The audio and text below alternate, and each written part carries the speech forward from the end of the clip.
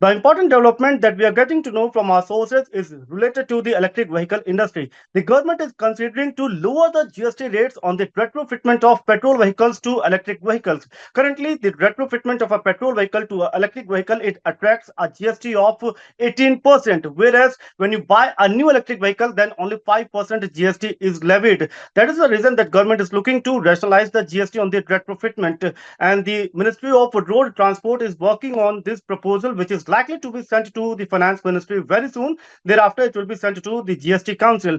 Not only this, the Minister for the Road Transport Ministry, Nitin Gadkari, has also given in principle approval to this entire concept that this retrofitment, then GST on this retrofitment should be reduced to just around 5%. Now, why this move? Basically, government understands that if the GST is rationalized or reduced on the retrofitment, the whole ecosystem, then there are two big advantages. First is that currently, if you see, there are a very large number of old petrol vehicles that can be easily converted to electric vehicle, and this will give push to electric mobility in the country. Not only this, the affordability of an electric vehicle will be much easier for a common man.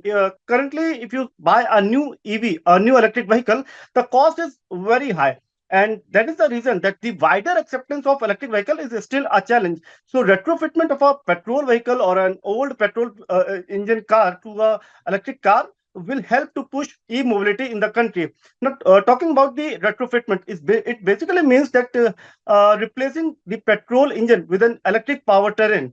And if you talk about the cost part, so usually converting of a two-wheeler to an electric vehicle, it costs somewhere around 20,000 to 40,000 or 50,000, whereas for three-wheeler, it costs somewhere around 50 to 70,000. Whereas for four-wheeler, 1,000 cc and above, it attracts a cost of around rupees 2.5 lakh for the retrofitment.